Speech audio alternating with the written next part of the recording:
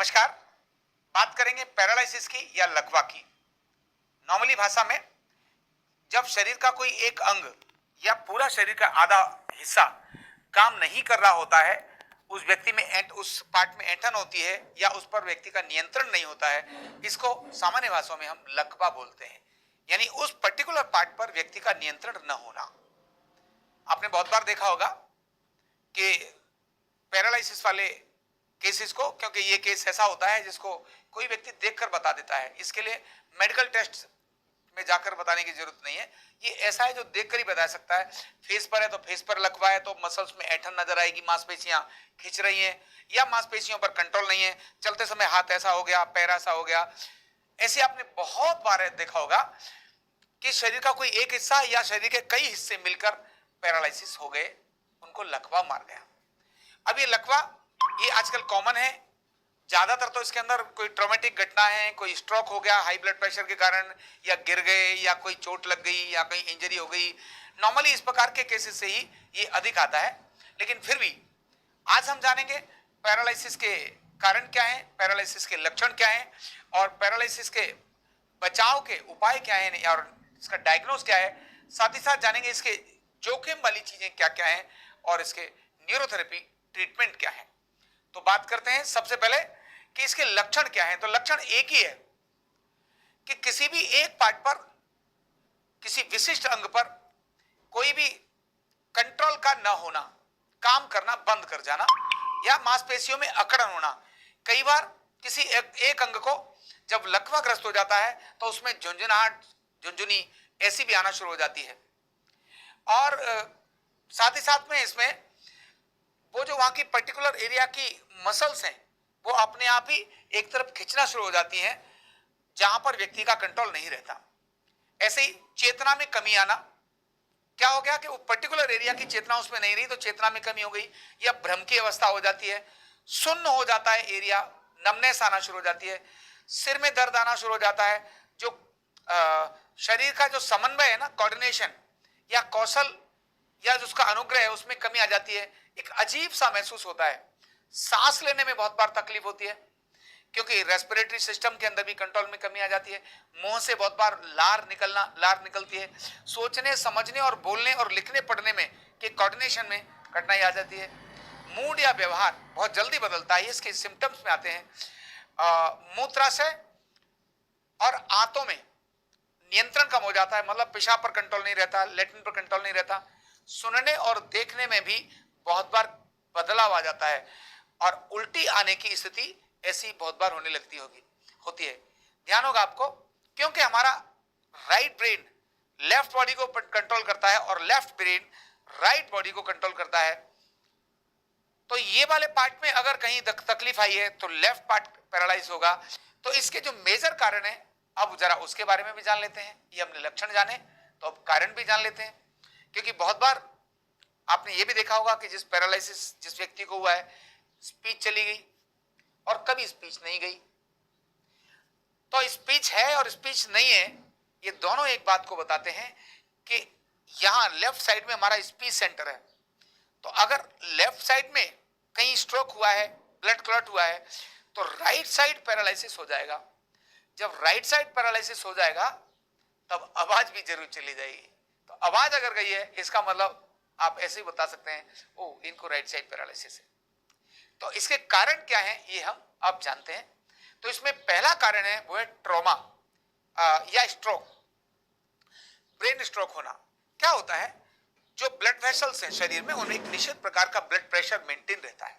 शरीर में सबसे जो कोमल ब्लड वेसल्स होती हैं वो ब्रेन की होती हैं, और जब ब्लड प्रेशर इंक्रीज होता है, प्रेशर अगर बढ़ता है, तब उस समय वो ब्लड वेसल उस प्रेशर को झेल नहीं पाती है, और न झेलने के कारण से वो ब्लड वेसल ब्रेक हो जाती है, फट जाती है, और वहां से ब्लीडिंग हो जाती है।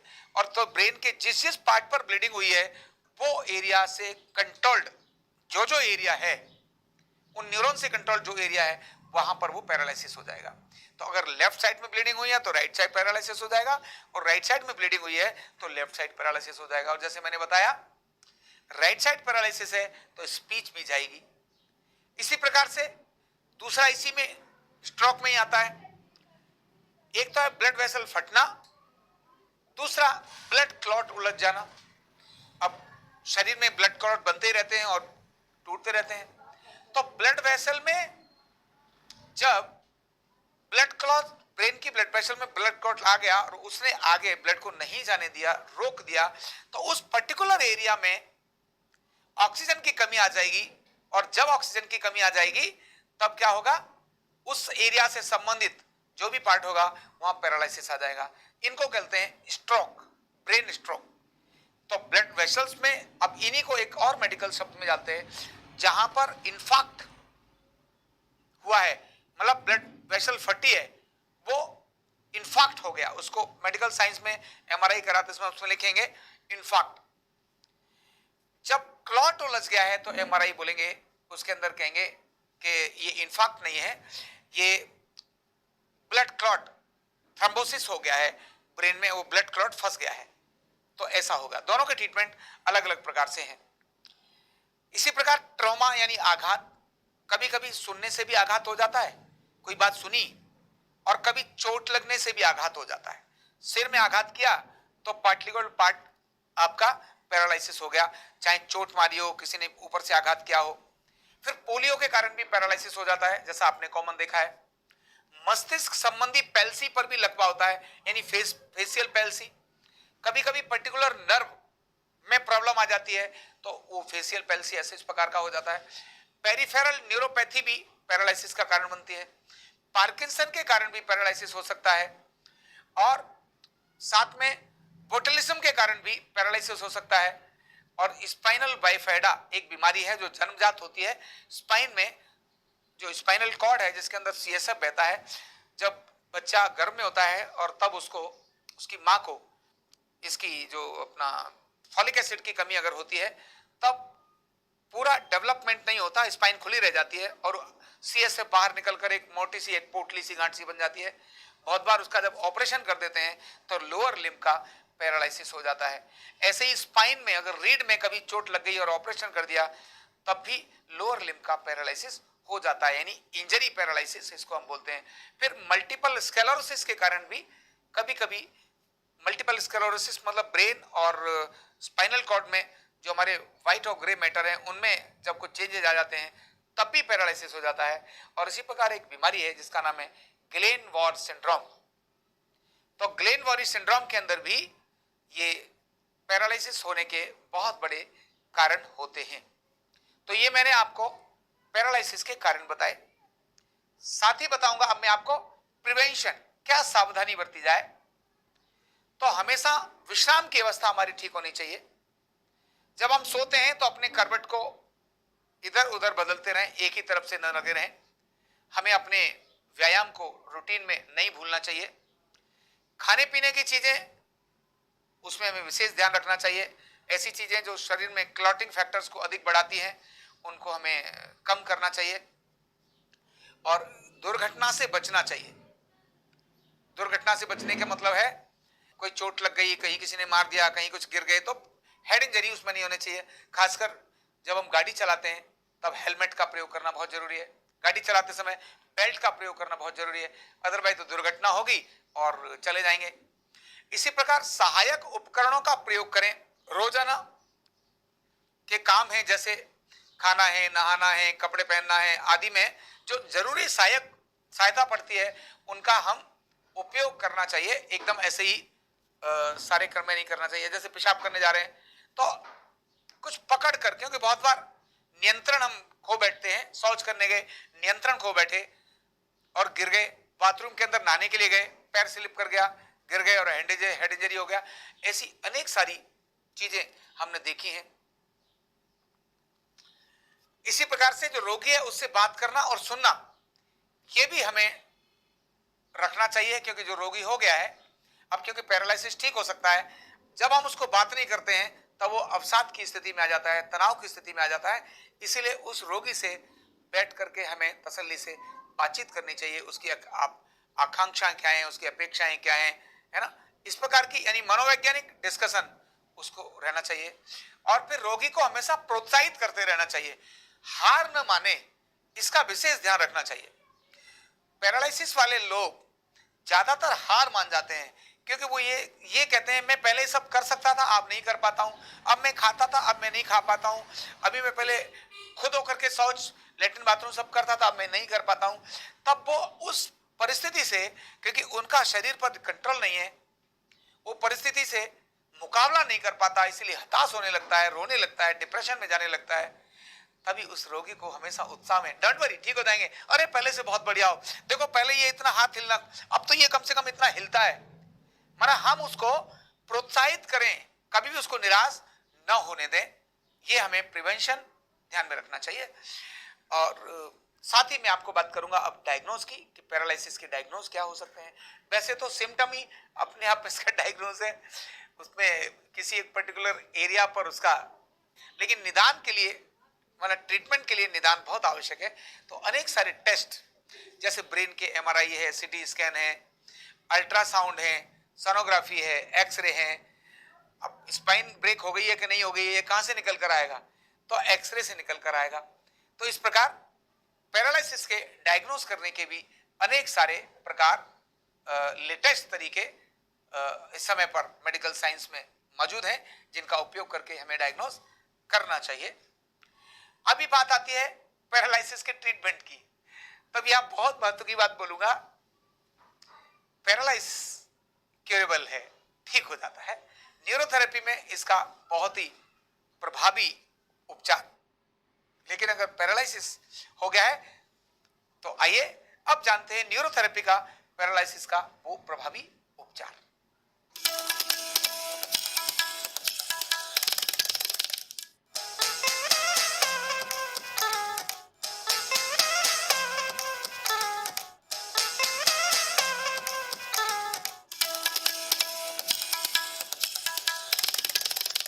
पॉइंट का नाम FP1, FP1 ऑल टोज को देने का तरीका। अब FP1 कैसे देना, ध्यान रखिए, 1 बाई 1 उंगलियों पर हमको देना है, ये वाला, ये वाला, और लास्ट में इस तरह 10 उंगलियों पर देना है।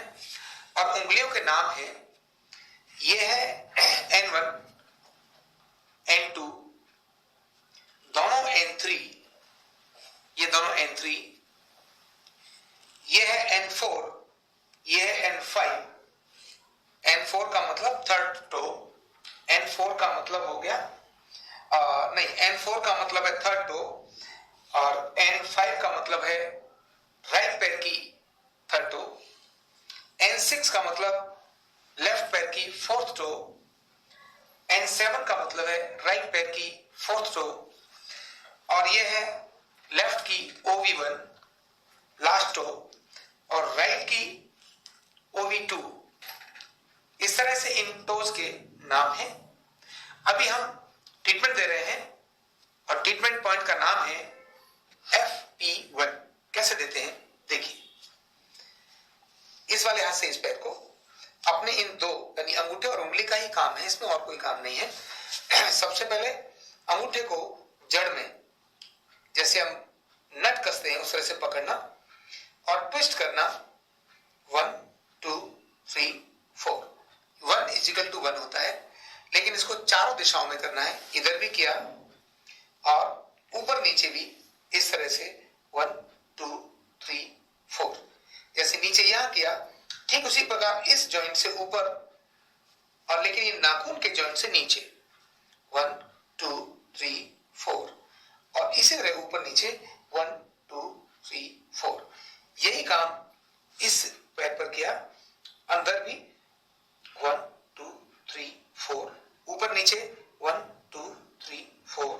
इसके बाद फिर नेल के जॉइंट से नीचे, कभी कभी यहां पास हो जाता है, 1 2 3 4, 1 2 3 4। ये 4 की जगह 20 बार भी हो सकता है हर एक, लेकिन मैं भी 1 = 1 है इसलिए 4 बार दिखा रहा हूं, 4 टाइम दिखा रहा हूं। अब ये तो 1 2 3 4, 1 2 3 4, 1 2 3 4, 1 2 3 4। जिनका पेट ठीक नहीं होता, उनको इसमें दर्द होता है, 1 2 3 4, 1 2 3 4, 4, 1 2 3 4, 1 2 3 4। अभी इधर वाली थर्ड टो 1 2 3 4, 1 2 3 4, 1 2 3 4, 1 2 3 4। यही इधर भी अंदर उंगली लेकर 1 2 3 4, 1 2 3 4, और ये 1 2 3 4, और ये देखिए उंगली मैंने ऐसे की, ऐसे 1 2 3 4। इसी प्रकार फोर्थ टो, यहाँ स्पीड देंगे तो 1 2 3 4, 1 2 3 4, 1 2 3 4, 1 2 3 4। ऐसे मैंने स्पीड में भी दिया 1 2 3 4, 1 2 3 4, 1 2 3 4, 1 2 3 4। ऐसे लास्ट में भी 1 2 3 4, 1 2 3 4, 1 2 3 4, 1 2 3 4, 1 2 3 4, 1 2 3 4, 1 2 3 4, 1 2 3 4। 1 बाई 1 करके ये हमने पॉइंट कंप्लीट किया। इसका नाम है FP1। N4 तो हमने पिल्लो हटाया। N4 की पोजीशन क्या होगी वो मैं आपको बताता हूं।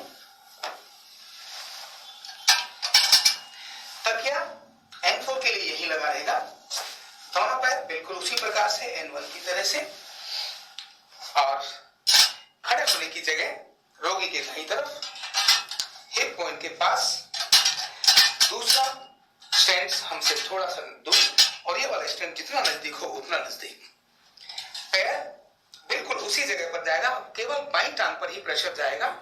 ये पॉइंट है N4। N4 यहां, यहां और यहां। तो अब हम बात कर रहे हैं पॉइंट N4 की। ये बिल्कुल जॉइंट के पास, यहां और यहां, ये N4 पॉइंट। N4 ये सीधा प्रेशर 1 2 3 4 5 6। तीसरी जगह मिडिल पॉइंट 1 2 3 4 5 6, 1 2 3 4 5 6। यही रिपीट भी कर सकते हैं। तो 1 2 3 पॉइंट में इसको हमने दिया। ये हो गया N4।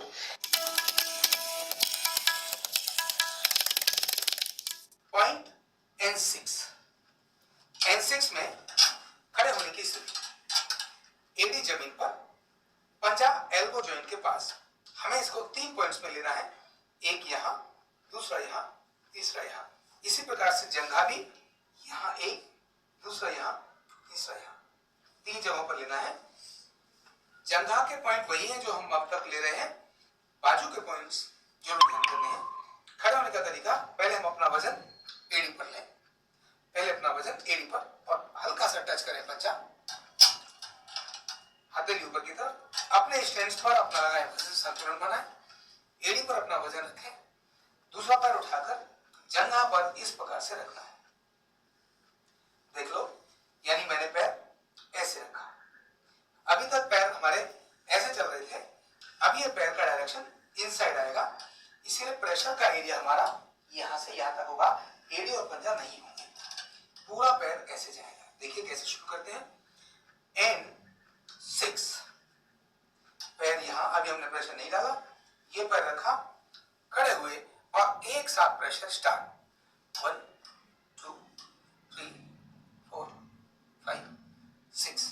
यहीं से ये पैर नीचे किया बीच में, और इस वाले पैर को भी नीचे लेकर गए, स्टार्ट किया 1 2 3 4 5 6।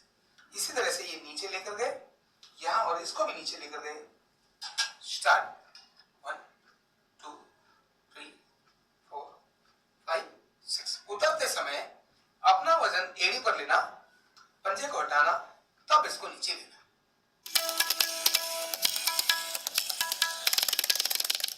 पॉइंट स्टर्नम जी कैसे देते हैं, आओ देखो। स्थान क्या है स्टर्नम जी का, तो हमारी चिन के नीचे, जहां हम चिन को टच करते हैं उससे जस्ट नीचे हमारे स्टर्नम पर, जहां थाइमस ग्लैंड है उसके जस्ट ऊपर, उसको रब करना है घिसाई करना है स्टर्नम जी पॉइंट पर, क्रॉस में दोनों तरफ से। तो इधर से 1 2 3 4 5 6 7 8 9 10 11 12। ठीक इसी प्रकार से इधर भी 1 2 3 4 5 6 7 8 9 11 12। ये हो गया स्टर्नम जी, जिसको हमने दोनों तरफ से रबिंग की। सावधानी क्या रखनी है इसमें, जब हम कभी इसको देते हैं तो चिन हमारे को सीधी रखनी है। अदरवाइज चिन अगर थोड़ी टेढ़ी होती है, हमारा पैर हमारा हाथ इधर जाएगा। ये मैंने आपको हाथ से स्टर्नम जी सिखाया।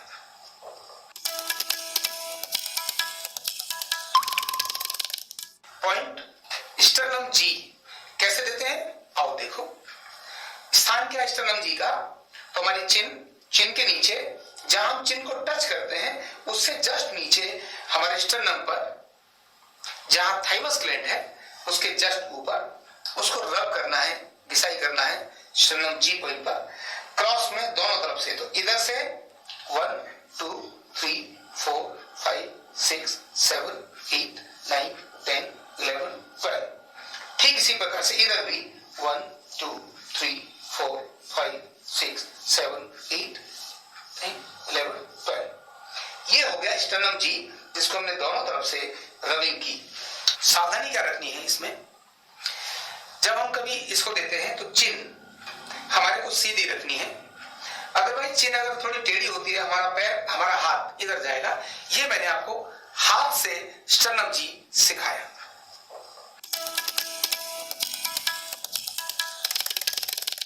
पॉइंट LU1 यानी लंग्स को स्टिमुलेट करने का एक तरीका, लेकिन शुरुआत कहां से करनी है, लेफ्ट साइड शुरू करनी है। न्यूरोथेरेपी का कोई भी ट्रीटमेंट शुरू करने के लिए लेफ्ट से ही शुरू किया जाता है। तो ये LU1 लेफ्ट और राइट दोनों ही लंग्स के लिए है। देखिए कैसे, सीधा लेटना है रोगी ने, दोनों बाजू इस प्रकार की स्थिति में, और लंग्स में यहां से लेकर इस स्थान तक रब करना है। मैंने इस कपड़े को हल्का यहां पकड़ा, सलबट नहीं आनी चाहिए। 1 2 3 4 5 6 7 8 9 10 11 12। ऊपर से नीचे 1 2 3 4 5 6 7 8 9 10 11 12। तो ये था LU1। इसमें ध्यान ये रखना है, किसी प्रकार का झटका बाजू पर नहीं लगना चाहिए। ब्लड का फ्लो ऊपर से नीचे की तरफ ही जाना चाहिए। इतना ध्यान रखते हुए ये पॉइंट कंप्लीट हुआ LU1। अगला पॉइंट है आर्मपिट जी। आर्मपिट जी ये आर्मपिट के लिए है, यहां पर लिम्फ नोड्स होते हैं उनके लिए है। तो आर्मपिट जी कैसे देना है देखते हैं। ये आर्मपिट बाजुओं के अंदर है, या जो हमारी आर्मपिट है इस जगह पर है। तो इसके लिए रोगी को सीधा लेटाना, दोनों बाजू 90 डिग्री पर इसी प्रकार से रहेंगी, और अपनी इस की सहायता से, ये जो हमारी हथेली है, हमने अपने बाजू को ऐसे 1 2 3 4 5 6 7 8, अब मैंने ऐसे 8 दिया। ठीक इधर भी 1 2 3 4 5 6 7 8। इस प्रकार से आर्मपिट जी ये पॉइंट होगा, ध्यान रखना है। आर्मपिट में यहां से लेकर ये जो हमारी आर्मपिट है या लिम्फ नोड्स है, इनकी ये घिसाई है, इनकी ही घिसाई है। तो प्रॉपर घिसाई होनी चाहिए, बाजू की ऊपर घिसाई नहीं है, इनसाइड घिसाई है, इनसाइड घिसाई है। ये पॉइंट था आर्मपिट जी।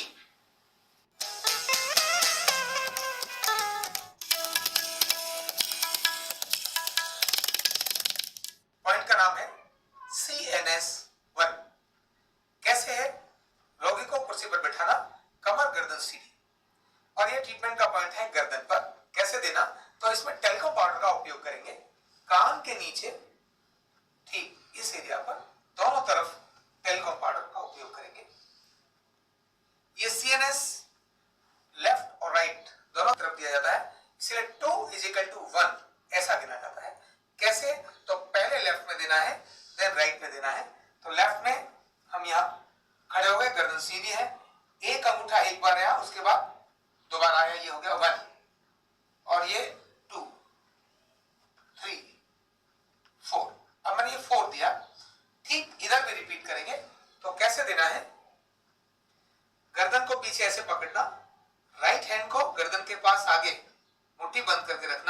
क्योंकि इधर आए तो अंगूठा ऊपर कान के नीचे से गर्दन तक और उसी को दूसरे अंगूठे से भी रिपीट करना 1 2 3 4 इधर भी 4 दिया था इधर भी 4 दिया क्योंकि मैंने CNS1 4 टाइम दिया 4 CNS1 अभी मैं इसको 8 भी दूं तो कैसे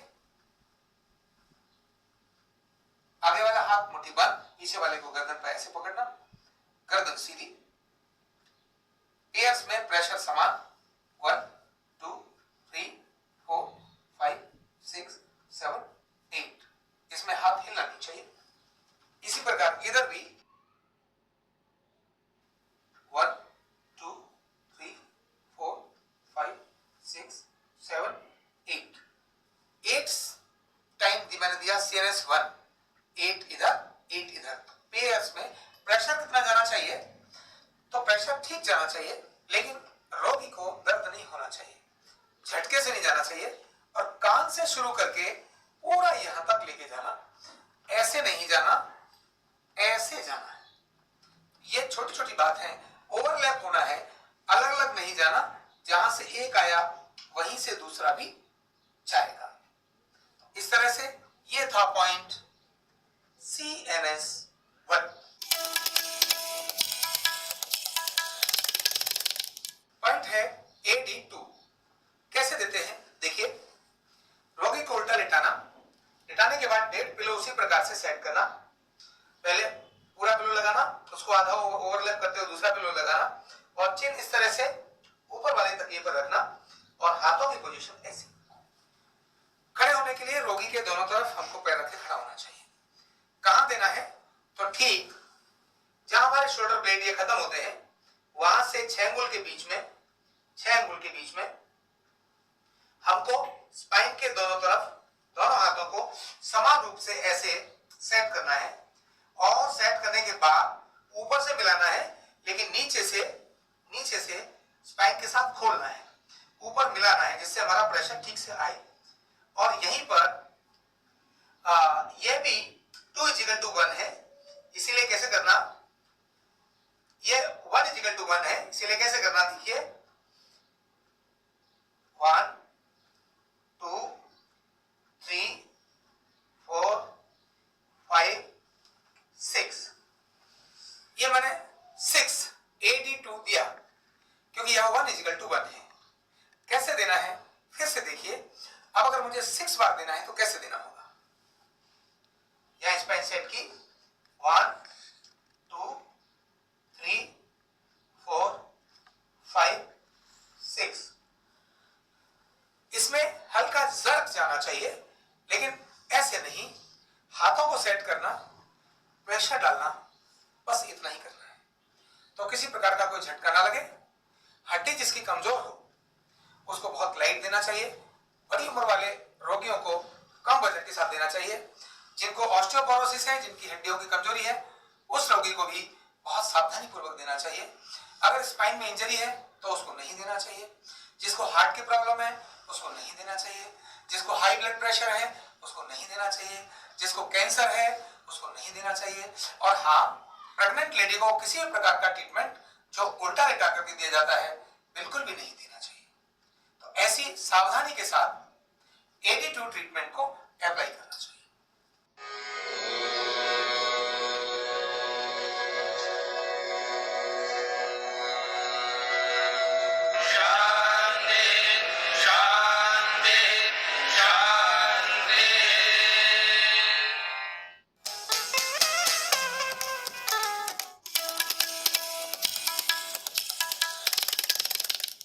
पॉइंट RTPT कैसे तकिया पहले राइट आर्म के नीचे तकिया लगाना बिल्कुल सीधा लंबवत और इसके बाद यहां से ऐसे बाजू को 90 डिग्री में रखना ये पॉइंट 4 प्रेशर देने के 6 सेकंड के 4 प्रेशर देने पर एक बार गिना जाता है यानी 4:1 4 बार जब प्रेशर देंगे दो जगहों पर तब वो एक गिना जाएगा देखिए कैसे तो प्रेशर देने का स्थान तो स्टेन बिल्कुल पास में इस प्रकार से यहां हमको अगर राइट आर्म पर ये आरटीपीटी दे रहे हैं तो हमारे लेफ्ट लेग का प्रयोग करेंगे।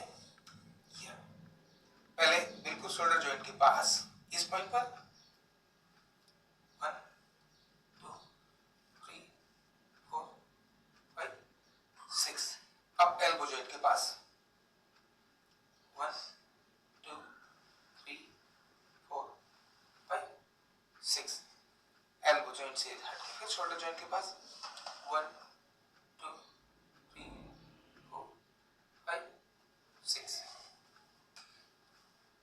2 3 4 5 6। ये हो गया 1 आरटीपीटी। अगर इसको हम 2 आरटीपीटी बोलेंगे तो ये 1 2 3 4 5 6 7 8, 8 बार देने पर 2 आरटीपीटी। इसी प्रकार 4 बार देने पर यानी हम 4 आरटीपीटी बोलते हैं तो 16 टाइम दिया जाएगा, क्योंकि 4 इज इक्वल टू 1। ये था आरटीपीटी।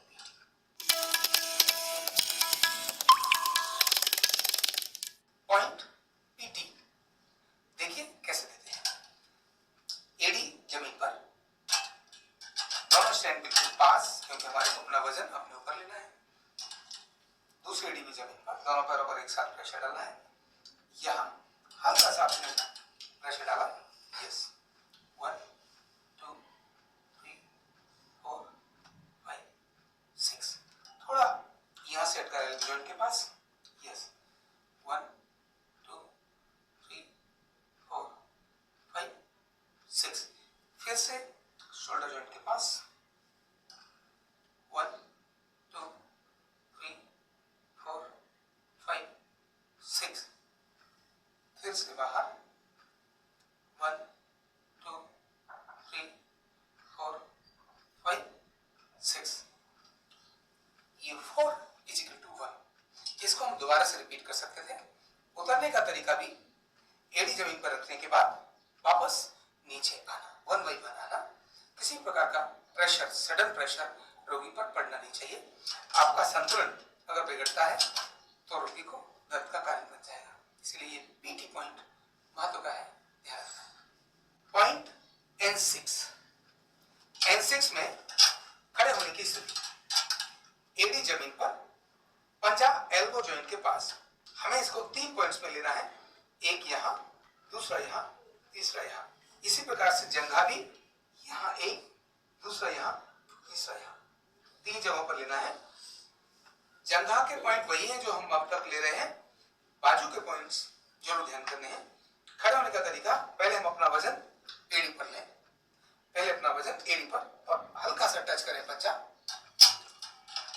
हथेली ऊपर की तरफ। अपने स्टैंड पर अपना लगाए वजन संतुलन बनाए, एड़ी पर अपना वजन रखें।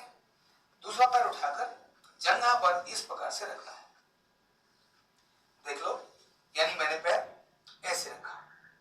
अभी तक पैर हमारे ऐसे चल रहे थे, अब ये पैर का डायरेक्शन इनसाइड आएगा, इसीलिए प्रेशर का एरिया हमारा यहां से यहां तक होगा, एड़ी और पंजा नहीं होंगे। पूरा पैर ऐसे जाएगा। देखिए कैसे शुरू करते हैं। N6, पैर यहां, अभी हमने प्रेशर नहीं डाला, ये पैर रखा, खड़े हुए और एक साथ प्रेशर स्टार्ट। 1 2 3 4 5 6। यहीं से ये पैर नीचे किया बीच में और इस वाले पैर को भी नीचे लेकर गए, स्टार्ट किया 1 2 3 4 5 6। इसी तरह से ये नीचे लेकर गए यहां और इसको भी नीचे लेकर गए, स्टार्ट 1 2 3 4 5 6। उतरते समय अपना वजन एड़ी पर लेना, पंजे को हटाना, तब इसको नीचे लेना।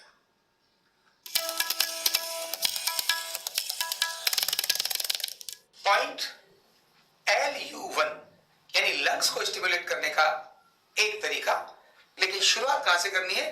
लेफ्ट साइड से शुरू करनी है। न्यूरोथेरेपी का कोई भी ट्रीटमेंट शुरू करने के लिए लेफ्ट से ही शुरू किया जाता है। तो ये LU1 लेफ्ट और राइट दोनों ही लंग्स के लिए है। देखिए कैसे।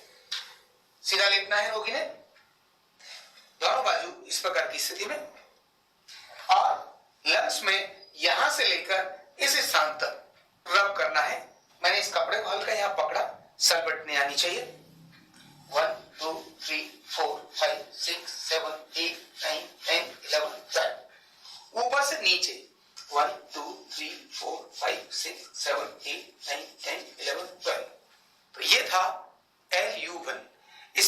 रखना है, किसी प्रकार का झटका बाजू पर नहीं लगना चाहिए, ब्लड का फ्लो ऊपर से नीचे की तरफ ही जाना चाहिए। इतना ध्यान रखते हुए ये पॉइंट कंप्लीट हुआ LU1।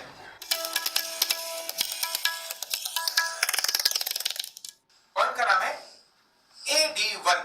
AD1 कैसे देते हैं आओ मैं दिखाता हूं। रोगी को सबसे पहले उल्टा लेटाना, उल्टा लेटाने के बाद उसके चेस्ट के नीचे 1.5 पिलो सेट करना, पहले एक पिलो लगाना, उसके बाद उसको आधा ओवरलैप करते हुए दूसरा पिलो लगाना, और इस प्रकार से चिन बीच में रखने के बाद रोगी को ऐसे और हाथ नीचे की तरफ करके लेटाना। लेटाने के बाद पॉइंट अप्लाई करना है, और किस जगह करना है तो हमारा जहां ये शोल्डर ब्लेड जहां ये खत्म होते हैं वहां से नीचे लगभग 6 अंगुल के बीच में हमको ट्रीटमेंट देना है। 3 जगह देना है, पहले यहां देना है 2 अंगुल पर, फिर 2 अंगुल पर और फिर 2 अंगुल पर।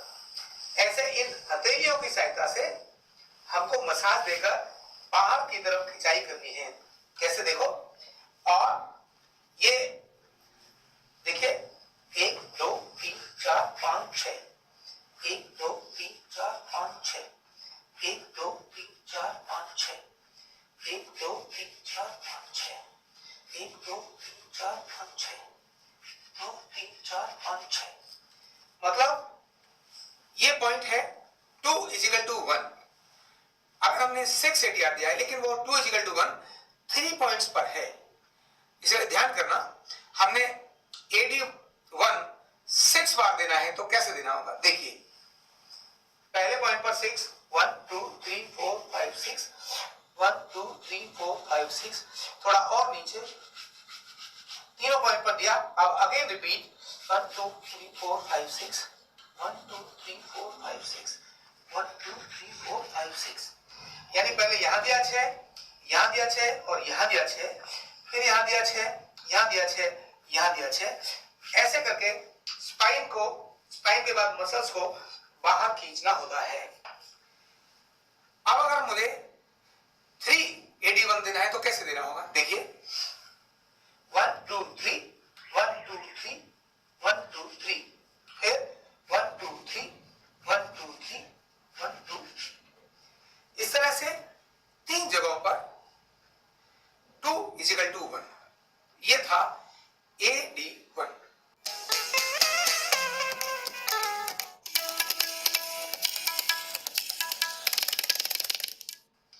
पॉइंट नंबर N3 में तकिया दोनों जंघों के नीचे 1 पिलो लगाना और सेट करना। थोड़ा सा पैरों में अंतर होने के बाद स्टैंड्स हमारे हिप्स के, रोगी के हिप्स के पास में दोनों स्टैंड्स या कुर्सी बीच में खड़े होकर या साइड में खड़े होकर पहले एक पैर कहां पर प्रेशर डालना है ध्यान करिए। तो N3 है जो हमारा ये जॉइंट है, यहां से ये जॉइंट है थाई जॉइंट, यहां पर हमारा पैर, इधर वाला पैर इधर आएगा और इधर वाला पैर इधर जाएगा। ये जगह हमारे दोनों पैरों की होगी, मतलब हमारे पैर का एक हिस्सा इधर स्पर्श करेगा और बाकी पैर थाइस पर रहेगा। कैसे है अब आप देखिए, यहां देखिए दोनों पंजे साइड में खुले रहेंगे। अगर पंजे अंदर हैं तो दर्द का कारण होंगे। पूरा शरीर रिलैक्स, दोनों हाथ ऊपर की दिशा में। हमने अपने को एक पैर रखा, अभी अपना संतुलन अपने ऊपर बनाया। दूसरा पैर रोगी के दूसरी जांघ पर रखा।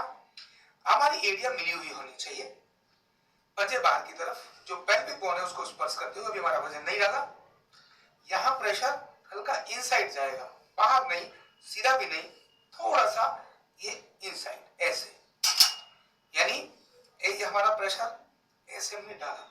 और प्रेशर से रिलीज करने का तरीका क्या होगा, हल्का सा घुटने मोड़ने और वजन अपने स्टैंड्स पर, और हल्का ऐसा। यहां पैर उठा भी सकते हैं लेकिन शरीर से छोड़ने नहीं है। ये क्रम है हमारा। अब मैं शुरू करता हूं। ये 1 2 3 4 5 6, एक हो गया, तुरंत बाद 1 2 3 4 5 6। यहीं से 1, ये तीसरी बार दे रहा हूं 4, 5, 6 और यही काम मैंने किया यहाँ 1, 2, 3, 4, 5, 6 और यही मैंने किया यहाँ छठी बार 1, 2, 3, 4, 5, 6 यही 7 बार और सीधा होना चाहिए एकदम सीधे। इस प्रकार से रहना बहुत जरूरी है। और फिर 8वीं बार प्रेशर डाला 1, 2, 3, 4, 5, 6 और तुरंत वजन अपना लिया और धीरे से पैर साइड किया और उतर गए। ये था पॉइंट N3। पॉइंट PT देखिए कैसे देते हैं। एडी जमीन पर, दोनों स्टैंड बिल्कुल पास, क्योंकि हमारे को अपना वजन अपने ऊपर लेना है। दूसरी एडी भी जमीन पर, दोनों पैरों पर एक साथ प्रेशर डालना है। यहाँ हल्का सा आपने प्रेशर डाला, यस 1, 2, 3, 4, 5, 6 थोड़ा यहाँ से अटका है जॉइंट के पास, यस 1, 2, 3, 4, 5, 6 फिर से शोल्डर जॉइंट के पास 1, 2, 3, 4, 5, 6 फिर से बाहर 1, 2, 3, 4, 5, 6 ये 4 = 1। इसको हम दोबारा से रिपीट कर सकते थे। उतरने का तरीका भी एडी जमीन पर रखने के बाद वापस नीचे आना, 1 बाई 1 आना।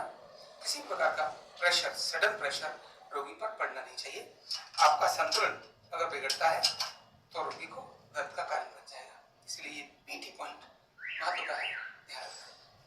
पॉइंट N6 में खड़े होने की स्थिति, एडी जमीन पर, पंजा एल्बो जॉइंट के पास। हमें इसको 3 पॉइंट्स में लेना है, एक यहाँ, दूसरा यहाँ, तीसरा यहाँ।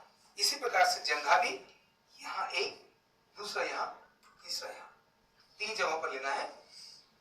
जंघा के पॉइंट वही हैं जो हम अब तक ले रहे हैं। बाजू के पॉइंट्स जरूर ध्यान करने हैं। खड़े होने का तरीका, पहले हम अपना वजन एड़ी पर लें, पहले अपना वजन एड़ी पर और हल्का सा टच करें पंजा, हथेली ऊपर की तरफ, अपने स्टैंड पर अपना लगाएं वजन, संतुलन बनाएं, एड़ी पर अपना वजन रखें, दूसरा पैर उठाकर जंघा पर इस प्रकार से रखना है। देख लो, यानी मैंने पैर ऐसे रखा। अभी तक पैर हमारे ऐसे चल रहे थे, अब ये पैर का डायरेक्शन इनसाइड आएगा, इसीलिए प्रेशर का एरिया हमारा यहां से यहां तक होगा, एड़ी और पंजा नहीं होंगे, पूरा पैर ऐसे जाएगा। देखिए कैसे शुरू करते हैं।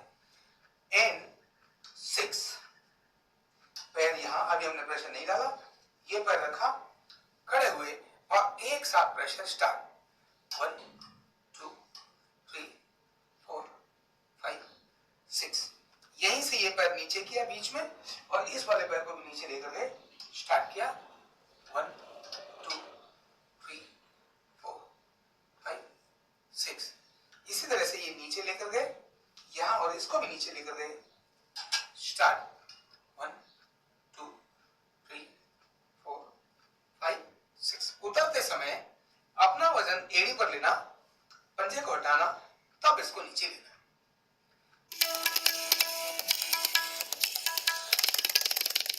पॉइंट LU1 यानी लंग्स को स्टिमुलेट करने का एक तरीका, लेकिन शुरुआत कहां से करनी है? लेफ्ट साइड से शुरू करनी है। न्यूरोथेरेपी का कोई भी ट्रीटमेंट शुरू करने के लिए लेफ्ट से ही शुरू किया जाता है। तो ये LU1 लेफ्ट और राइट दोनों ही लंग्स के लिए है। देखिए कैसे। सीधा लेटना है रोगी ने, दोनों बाजू इस प्रकार की स्थिति में, और लंग्स में यहां से लेकर इस स्थान तक रब करना है। मैंने इस कपड़े को हल्का यहां पकड़ा, सलबटने आनी चाहिए। 1, 2, 3, 4, 5, 6, 7, 8, 9, 10, 11, 12 ऊपर से नीचे 1, 2, 3, 4, 5, 6, 7, 8, 9, 10, 11, 12 तो ये था LU1। इसमें ध्यान ये रखना है किसी प्रकार का झटका बाजू पर नहीं नहीं लगना चाहिए, ब्लड का फ्लो ऊपर से नीचे की तरफ ही जाना चाहिए। इतना ध्यान रखते हुए ये पॉइंट कंप्लीट हुआ LU1।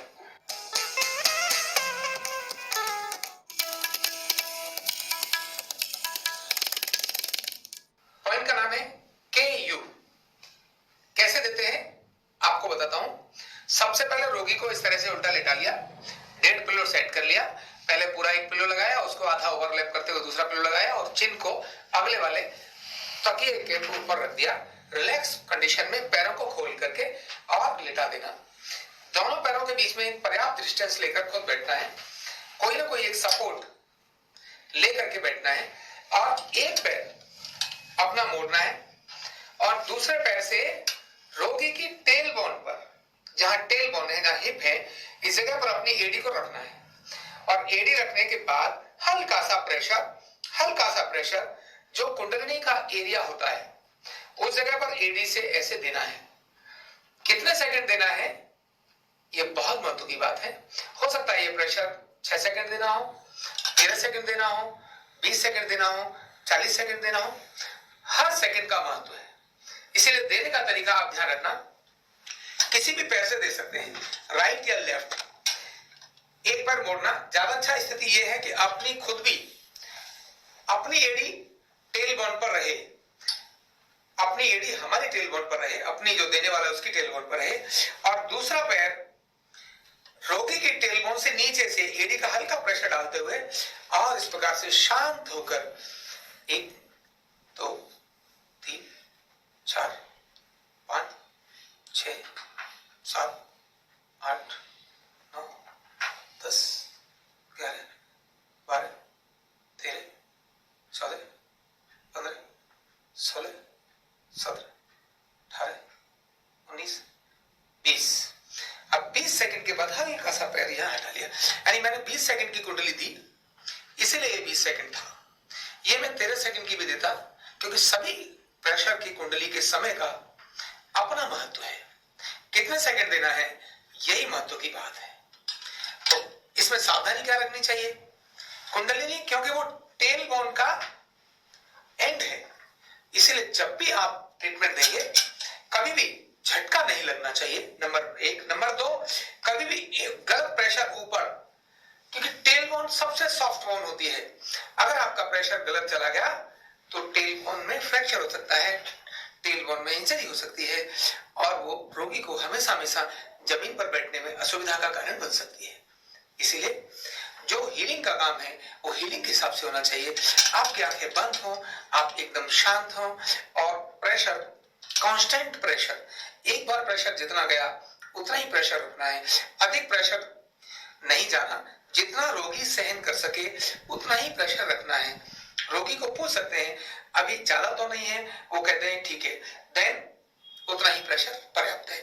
तो ये था KU ट्रीटमेंट। इसको सावधानी पूर्वक देंगे और अच्छे परिणाम लेंगे।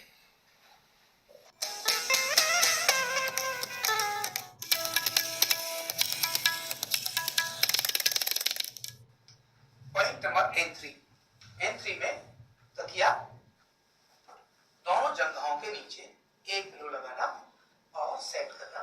थोड़ा सा पैरों में अंतर होने के बाद स्टैंड्स हमारे हिप्स के, रोगी के हिप्स के पास में दोनों स्टैंड्स या कुर्सी बीच में खड़े होकर या साइड में खड़े होकर पहले एक पैर कहां पर प्रेशर डालना है ध्यान करिए।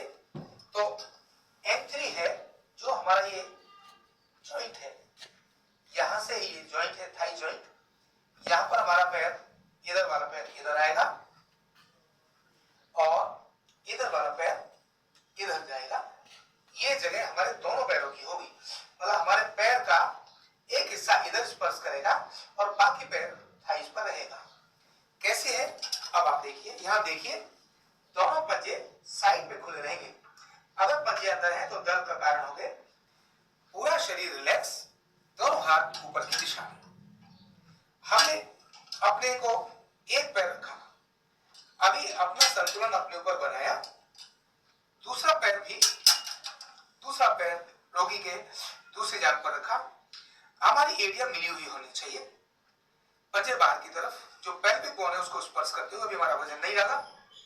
यहां प्रेशर हल्का इनसाइड जाएगा, बाहर नहीं, सीधा भी नहीं, थोड़ा सा ये इनसाइड ऐसे, यानी ये हमारा प्रेशर ऐसे हमने डाला और प्रेशर से रिलीज करने का तरीका क्या होगा, हल्का सा घुटने मोड़ने और वजन अपने स्टैंड्स पर और हल्का ऐसा। यहाँ पैर उठा भी सकते हैं लेकिन शरीर से छोड़ने नहीं है। ये क्रम है हमारा। अब मैं शुरू करता हूं। ये 1 2 3 4 5 6, एक हो गया, तुरंत बाद 1 2 3 4 5 6, फिर यहीं से और ये तीसरी बार दे रहा हूं 4 5 6, और यही काम मैंने किया यहाँ 1 2 3 4 5 6, और यही मैंने किया यहाँ छठी बार 1 2 3 4 5 6, यही सातवीं बार, और सीधा होना चाहिए, एकदम सीधे, इस प्रकार से रहना बहुत जरूरी है। और फिर आठवीं बार प्रेशर डाला 1 2 3 4 5 6, और तुरंत वजन अपना लिया और धीरे से पैर साइड किया और उतर गए। ये था पॉइंट N3। पॉइंट PT देखिए कैसे देते हैं। एडी जमीन पर, दोनों स्टैंड बिल्कुल पास, क्योंकि हमारे को अपना वजन अपने ऊपर लेना है। दूसरी एडी भी जमीन पर, दोनों पैरों पर एक साथ प्रेशर डालना है। यहाँ हल्का सा आपने प्रेशर डाला, यस 1 2 3 4 5 6, थोड़ा यहाँ सेट करें जॉइंट के पास, यस 1 2 3 4 5 6, फिर से शोल्डर जॉइंट के पास 1 2 3 4 5 6, फिर से बाहर 1 2 3 4 5 6, ये 4 = 1। इसको हम दोबारा से रिपीट कर सकते थे। उतरने का तरीका भी एडी जमीन पर रखने के बाद वापस नीचे आना, 1 बाई 1 आना। किसी प्रकार का प्रेशर, सडन प्रेशर रोगी पर पड़ना नहीं चाहिए।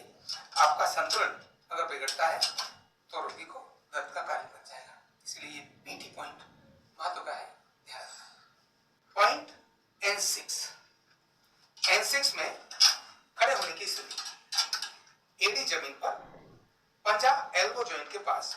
हमें इसको 3 पॉइंट्स में लेना है, एक यहाँ, दूसरा यहाँ, तीसरा यहाँ। इसी प्रकार से जंघा भी यहाँ एक, दूसरा यहाँ, तीसरा यहाँ, 3 जगहों पर लेना है। जंघा के पॉइंट वही हैं जो हम अब तक ले रहे हैं। बाजू के पॉइंट्स जरूर ध्यान करने हैं। खड़े होने का तरीका, पहले हम अपना वजन एड़ी पर लें, पहले अपना वजन एड़ी पर और हल्का सा टच करें पंजा, हथेली ऊपर की तरफ, अपने स्टैंड्स पर अपना लगाएं, संतुलन बनाएं, एड़ी पर अपना वजन रखें, दूसरा पैर उठाकर जंघा पर इस प्रकार से रखना है। देख लो, यानी मैंने पैर ऐसे रखा। अभी तक पैर हमारे ऐसे चल रहे थे, अब ये पैर का डायरेक्शन इनसाइड आएगा, इसीलिए प्रेशर का एरिया हमारा यहां से यहां तक होगा, एडी और पंजा नहीं होंगे, पूरा पैर ऐसे जाएगा। देखिए कैसे शुरू करते हैं। N6, पैर यहां, अभी हमने प्रेशर नहीं डाला, ये पैर रखा, खड़े हुए और एक साथ प्रेशर स्टार्ट 1 2 3 4 5 6, यहीं से ये पैर नीचे किया बीच में और इस वाले पैर को भी नीचे लेकर गए, स्टार्ट किया 1 2 3 4 5 6, इसी तरह से ये नीचे लेकर गए यहां और इसको भी नीचे लेकर गए, स्टार्ट 1 2 3 4 5 6। उतरते समय अपना वजन एड़ी पर लेना, पंजे को हटाना, तब इसको नीचे लेना।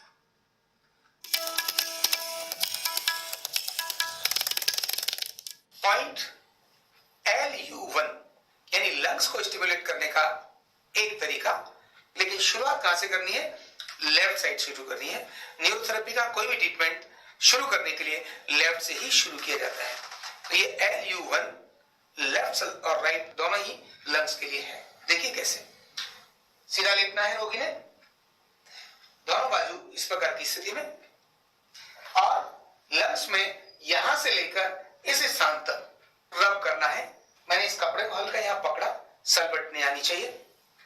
1 2 3 4 5 6 7 8 9 10 11 12 ऊपर से नीचे 1 2 3 4 5 6 7 8 9 10 11 12।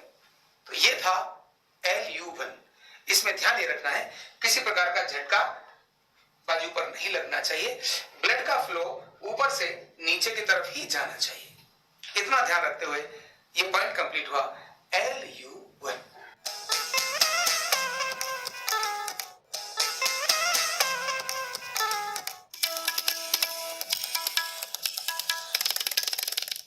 पॉइंट PT देखिए कैसे देते हैं। एडी जमीन पर, दोनों स्टैंड बिल्कुल पास, क्योंकि हमारे को अपना वजन अपने ऊपर लेना है। दूसरी एडी भी जमीन पर, दोनों पैरों पर एक साथ प्रेशर डालना है। यहाँ हल्का सा आपने प्रेशर डाला, यस 1 2 3 4 5 6, थोड़ा यहाँ सेट करें जॉइंट के पास, यस 1 2 3 4 5 6, फिर से शोल्डर जॉइंट के पास 1 2 3 4 5 6, फिर से बाहर 1 2 3 4 5 6। ये 4 = 1। इसको हम दोबारा से रिपीट कर सकते थे। उतरने का तरीका भी एडी जमीन पर रखने के बाद वापस नीचे आना, 1 बाई 1 आना। किसी प्रकार का प्रेशर, सडन प्रेशर रोगी पर पड़ना नहीं चाहिए। आपका संतुलन अगर बिगड़ता है तो रोगी को दर्द का कारण बन जाएगा। इसलिए ये PT पॉइंट महत्व का है, ध्यान रखना।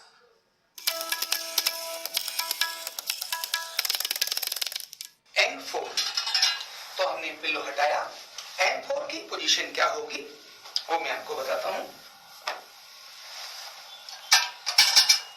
तकिया N4 के लिए यही लगा रहेगा, दोनों पैर बिल्कुल उसी प्रकार से N1 की तरह से, और खड़े होने की जगह रोगी के दाईं तरफ हिप पॉइंट के पास, दूसरा स्टैंड हमसे थोड़ा सा दूर, और ये वाला स्टैंड जितना नजदीक हो उतना नजदीक। पैर बिल्कुल उसी जगह पर जाएगा, केवल बाईं टांग पर ही प्रेशर जाएगा। ये पॉइंट है N4। N4 यहां, यहां और यहां। तो अब हम बात कर रहे हैं पॉइंट N4 की। ये बिल्कुल जॉइंट के पास, यहां और यहां, ये N4 पॉइंट। N4 ये सीधा प्रेशर 1 2 3 4 5 6, तीसरी जगह मिडिल पॉइंट 1 2 3 4 5 6, 1 2 3 4 5 6। यही रिपीट भी कर सकते हैं। तो 1 2 3 पॉइंट में इसको हमने दिया। ये हो गया N4।